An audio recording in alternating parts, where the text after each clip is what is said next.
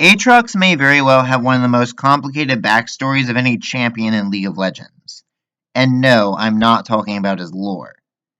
While we have a fairly clear idea of who and what Aatrox is today, there was a period of time in which even Riot themselves didn't seem to know what to do with this guy. Though he's had less iterations to his backstory than, say, someone like Warwick, there's no denying that it took a lot to get Aatrox where he is today.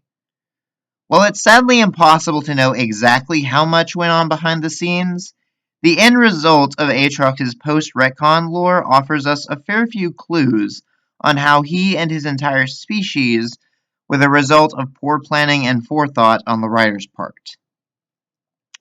Let's back up a bit. Aatrox is a Darkin, one of only 5 left in existence. What is a Darkin? That, my friends, is a very simple question with a very complicated answer.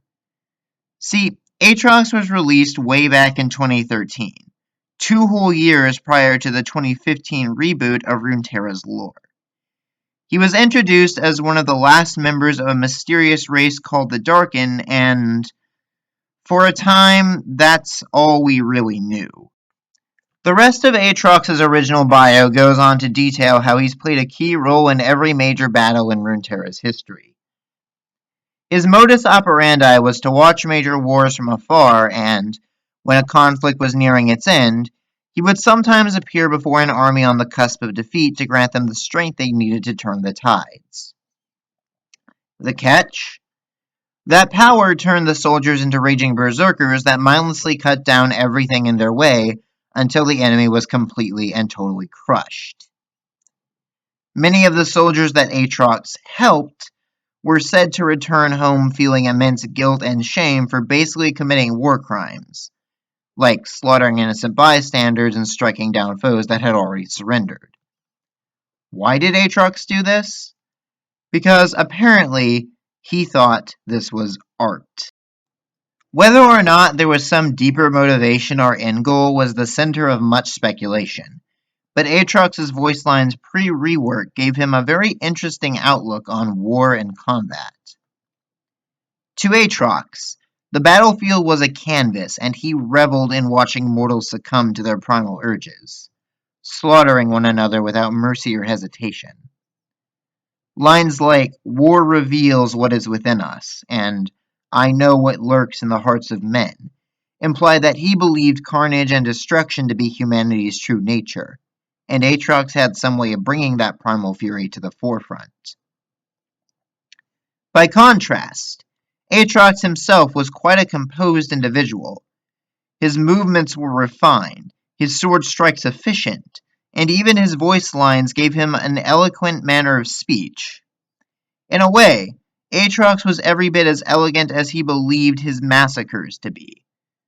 His was a cold fury, silent and detached. When Aatrox took the field, he fought until every last enemy had been vanquished. No exceptions. Unfortunately, while it was easy to glean a lot about Aatrox's personality from his old voice lines, the fandom was still left totally in the dark about the other Darkin for years. Who or what were the other 4 members of Aatrox's race? Did they share the same twisted philosophies about violence as the Darkin Blade, or did they have their own agendas?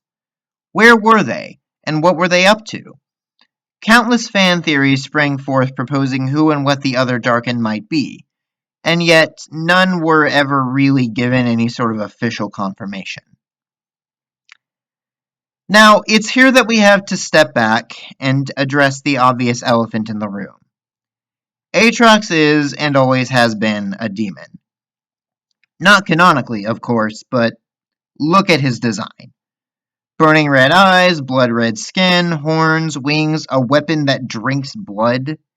Aatrox is as stereotypical of a demon as you can get, and the whole deal about offering mortals the strength to win their battles at the price of their humanity sounds very much like a classic devil's bargain, especially considering how other demons in League operate. If nothing else, it's obvious to see the inspirations that went into designing this champion. Here's the issue, though. At the time of his release, demons did not exist in League of Legends lore. We had all manner of monsters, from the undead to eldritch horrors. But the first character to officially be referred to as a demon by Riot Games themselves was Tahm Kench, who was released on July 9th, 2015. Since then, other characters like Evelynn and Fiddlesticks have been retconned into being demons, and we even have a decent understanding of what demons are in Runeterra. Effectively, they're malevolent spirits that feed on pain and suffering, opposite to spirits like Janna and Kindred that are empowered by mortal beliefs. Taking that into consideration, one can read between the lines and make a fairly educated guess that the term Darkin was coined in place of demon. After all, we already had angels in the lore, but Kayle and Morgana at the time were treated more as aliens from another world than actually divine beings. Sort of like how Norse gods are handled in Marvel, I guess. I mean, even the word angel was eventually removed from Kayle and Morgana's bios before their own respective reworks. So it's safe to assume that Riot wanted to steer clear of making an explicit heaven or hell within the world of Runeterra. Of course, all of that is just speculation on my part, so take it with a grain of salt. Regardless of whether or not the Darkin were originally meant to be stand-ins for demons, though, the fact remains that their origins were a complete mystery for years. It wasn't until 2017, a whole 4 years after Aatrox's release, that we finally got another Darkin introduced in the form of Rost. Rost's introduction confirmed one of the many long-standing theories that fans had about the Darkin, that these beings were effectively living weapons that took control of anyone who tries to wield them. This revelation confirmed that the Darkin blade was, in fact, the blood-drinking blade itself, while the demonic-looking figure was just some poor sap who was possessed by it. Unfortunately, Rost himself didn't reveal much beyond that because the character bio was more focused on telling the backstory of Kayn, Rost's current wielder. Once again, the origins of the Darkin were left in the dark, until later that year when Varus was retconned into being one of the 5 remaining Darkin. Now, Varus is a whole other can of worms we can save for a later video, but what's important to understand is that he finally revealed to us, once and for all, what exactly the Darkin were and where they came from. So, what are the Darkin, according to Varus's initial rewrite?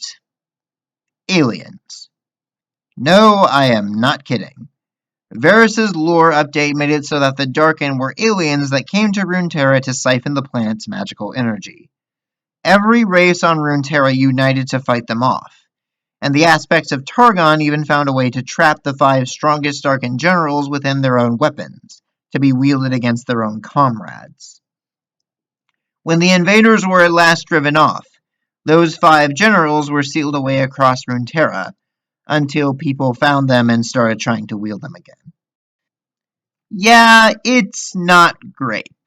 And Riot even agreed with that assessment. Literally the next year, Aatrox was completely reworked from the ground up and received a new backstory that retconned all that alien stuff. Now, as of the current canon, Darkin is not the name of a race at all, but rather a derogatory term for the ascended warriors who've fallen from grace. Now, I want to be clear that I don't entirely hate this new canon. The story goes that after Xerath killed Azir and destroyed the capital, Shurima was left with a power vacuum that its army of demigods were all too eager to fill. A centuries-long war between the Ascended ravaged the continent, and the once venerated protectors of Shurima were dubbed Darkin by the people, which apparently means something like Fallen One. This all culminated in the Twilight of the Gods story, that saw the majority of the Ascended host killed in a ruse set by the aspect of Twilight. Now, as for Aatrox himself, well, to say that Aatrox's character changed with this update is a bit of an understatement. Basically, after Twilight of the Gods, he and 4 of the other Darkin that just didn't show up to the meeting were found by Maisha and trapped in their own weapons. Exactly how this happened or why Maisha didn't just try to kill them too is still up in the air, though it was apparently accomplished through blood magic of some kind. Confined to a form with no senses and no voice, Aatrox went mad. He couldn't escape or even die, forced to reside within his own blade for eternity. Eventually, though, a mortal somehow found the sword and Aatrox was able to take over their body, turning it into a twisted mockery of his own ascended form. The problem was, mortal flesh isn't meant to handle the power of an ascended, so Aatrox is forced to constantly drain the blood of living creatures to sustain himself, lest he once again wind up confined within the sword. Aatrox wandered for years, seeking any method he could to free himself, and, after failing to find one, started searching for methods to kill himself instead. Ultimately, Aatrox couldn't even find that, which is kind of ridiculous because we know there are magics capable of killing a Darkin, but whatever. Ultimately, Aatrox became so desperate that he concocted an utterly ludicrous plan. Bring about the end of existence itself, because surely not even his supposedly indestructible sword could survive that. That sounds a bit extreme, but I guess anything seems viable when you're desperate enough. So, what is Aatrox's plan to end existence? To be honest, it's not entirely clear. Aatrox seemingly wants to just kill any being that can be considered a god, because supposedly doing that will lead to a conflict so intense that it tears reality asunder. At least that's the blind hope he's running on. Honestly, if he wants to end creation, shouldn't Aatrox just be trying to help the Void? You know, the all-consuming eldritch horror whose entire thing is trying to eat the universe? It's not like he doesn't know about it. Aatrox fought the Void as an Ascended, so he should know better than most what it's capable of. Really, you'd think just going to Acacia and tossing his sword into the all-consuming abyss that breaks down even consciousness would be the obvious solution. But I guess that would be less dramatic. Well, nitpicking aside, Aatrox's new characterization and backstory aren't awful. It is interesting to explore the mentality of someone so desperate to die that he'd end the universe to do it. But the gripe that some people have is that this version of Aatrox is so far removed from what we got back in 2013. Most Champion reworks make some effort to preserve the original character's personality, but this Aatrox could hardly be more different from the one they originally started with if they tried. The old Aatrox was depicted as bloodthirsty and sadistic, but also calm and composed. He never raised his voice and seemed to harbor some surprisingly deep philosophies about the nature of violence and the inherent beauty of war. By contrast, the new Aatrox is loud, angry, and also sometimes weirdly comedic despite the character he's supposed to be. Old Aatrox spoke in cryptic one-liners that gave only the vaguest hints as to his true purpose, while new Aatrox has entire monologues about how he plans to kill the gods and destroy the world, even if the actual steps to do so aren't entirely clear. Now, that's not to say that his new character is bad or that you're wrong to prefer it, but it's definitely a far cry from what we started with, perhaps more than any other champion rework we've got. What's more, Aatrox is now supposed to be far more active in the world. Before, he only showed up for important battles and then peaced out. But now he's supposedly just rampaging all over Runeterra to bring about that big apocalyptic battle. As far as we know, though, the last time anyone even saw Aatrox was when he massacred Tryndamere people over a decade ago, and did something to the Barbarian King. We're still waiting to find out what, but if Riot's track record with this character is any indication, I wouldn't be surprised if even they don't know where exactly to take Aatrox's story from here. In summary, Aatrox's introduction brought with it an entire race of beings that went unexplained for years, only to be retconned twice, to the point where the Darkin aren't even a race anymore.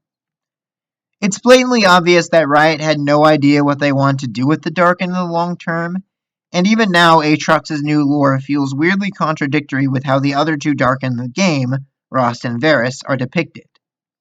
They all seem hell-bent on destruction, but to different extents and for different reasons. It's not even clear if these three have met since they were released from their prisons, or how they'd interact if they did. I suppose all we can do now is wait for the two remaining Darken, whoever and wherever they are, to be revealed. Maybe they'll improve upon the story, or maybe they'll only complicate things further. Whatever happens, and however you feel about the World Ender and the Darken as a whole, there's no denying that this whole affair began with a lack of any real foresight. Let's just hope that Riot's lore team has finally learned to plan things out a bit better in advance.